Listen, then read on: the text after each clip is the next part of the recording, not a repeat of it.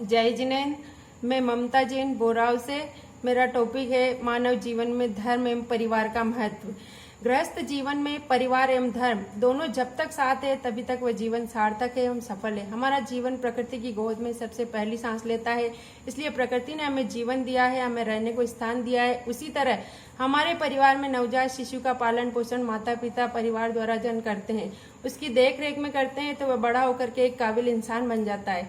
जिस तरह प्रकृति ने हमें जीवन दिया है, उस प्रकृति का हम बिना कारण नुकसान पहुंचाते हैं तो इसका असर हमारे परिवार पर, समाज पर, गांव शहरों आदि पर पड़ता है। इसके कई रूप में प्रकृति ने हमें सजा देती है। अतिवृष्टि, अनावृष्टि, महामारी, तूफान, कोरोना जैसी महामारी से विश्व आज भुगत रहा है। तो प्रकृति का अनादर मत करो, जीवन समाप्त हो जाएगा। जीवन में जब आप बड़े हो जाते हैं तो हमारा परिवार के प्रति क्या कर्तव्य है, हमारे परिवार को कुछ भी ना समझने की भूल कर बैठते हैं और तो और हम धर्म से भी किनारा कर बैठते हैं।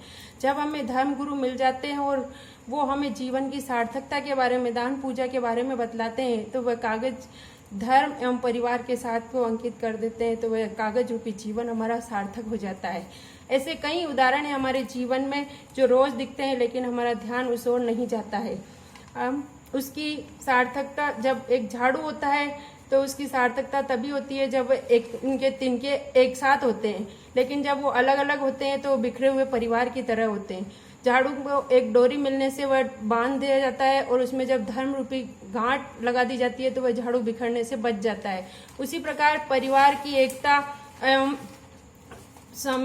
परिवार के सदस्यों की एकता को सूत्र में बांधकर डोरी एवं धर्म रूपी गांठ को धारण कर लेता है तो उस व्यक्ति का जीवन सुरक्षित हो जाता है।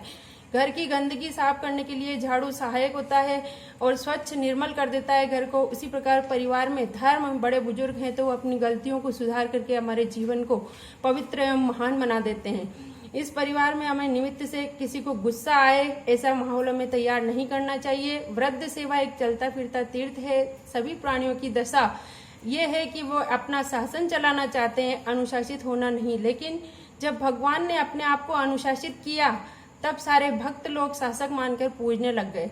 जीवन जैसे धर्म एवं परिवार की एकता दोनों जरूरी है, वैसे ही नदी में नाव है, नाविक है लेकिन पतवार नहीं है तो वह नदी पार नहीं हो सकती है। जब तक धर्म रूपी पतवार जीवन में नहीं होगी एवं गुरुओं की वाणी नहीं मिलेगी तो हमारा जीवन सार्थक नहीं होगा। हमें वृद्धों का आदर सत्कार करना चाहिए। उनका माता पिता, सास ससुर, दादा दादी की सेवा करने में कभी भी हिचकिचाना नहीं चाहिए। हमारे परिवार के आधार स्तंभ है वो, उनकी सेवा करना हमारा परम कर्तव्य है। बाद में हम लौकिक क्रियाओं को करते हैं तो वह हमारा सार्थक है। जैसे हम पूजा पाठ आदि करते हैं और हमारे परिवार के वृद्धजन हमें पुकारते रहते हैं और हम उनकी अनसुनी कर देते हैं तो यह हमारे लिए बहुत शर्मनाक बात है। इसलिए हमें उनका कार्य पहले कर करके, उनकी सेवा आदि कर करके उसके बाद में हम लौकिक कार्य करें तो उसके आनंद की अनुभूति कुछ और ही होगी और उसमें चार चांद लग जाते हैं।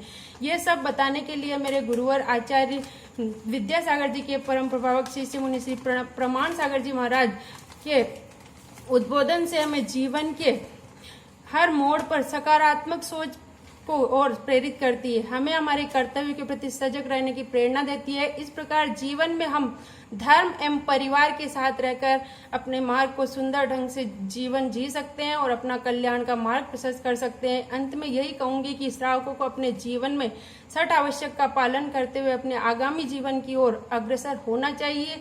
जीवन में गुरु अवश्य बनाना चाहिए, चाहे वह मिट्टी के गुरु ही क्यों न हो, द्रोणाचार्य ही क्यों न हो, क्योंकि जीवन को तारने के लिए गुरु ही सहायक होते हैं और जीवन में धर्म हमारे लिए बहुत सहयोगी होता है।